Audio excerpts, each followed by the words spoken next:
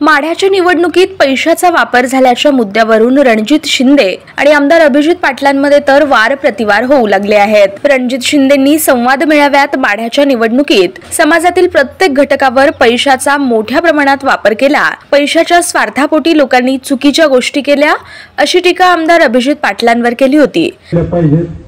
या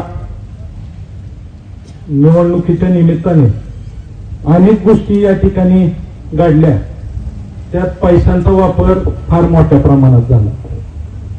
पण गेल्या अनेक वेगवेगळ्या समाजामध्ये काही घटक आहेत, त्या घटकांमध्ये सुद्धा काही वेळा पैशाचा थोडा वापर केला तर काही गोष्टी साध्य होते।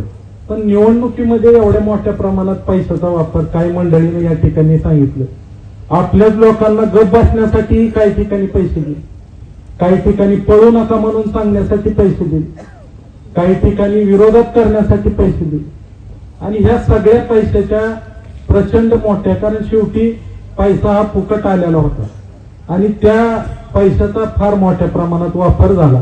आणि त्याला नाही म्हणलं तरी आपल्या भागातली, त्या मतदारसंघातली जनता त्या पैशाला थोडीशी नाही म्हणलं तरी त्या पैशाच्या स्वार्थापोटी काही मंडळींनी चुकीच्या गोष्टी केल्या। पण असो, काही दिवसानंतर त्या गोष्टी लक्षात येतात। रणजित शिंदेंच्या टीकेला आमदार अभिजित पाटलांनी जोरदार प्रत्युत्तर दिलंय।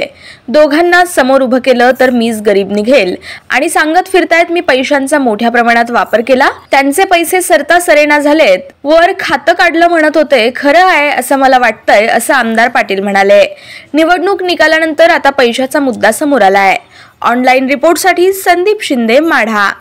आणि जमेची बाजू होत असताना आपण या निवडणुकीमध्ये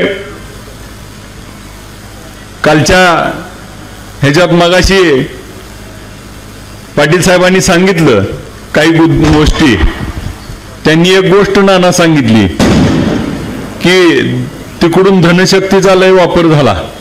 आता मला जर उभा केलं आणि त्यांना उभा केलं तर कोण गरीब आहे? मीच गरीब आहे नाही, तरी तीच म्हणते ती मी पैसे करायचे। आता त्यांचं पैसे सरता सरनात, आता वरबीर खातं काढलं म्हणायचं, ते आता खरं बिरं झालं बघा।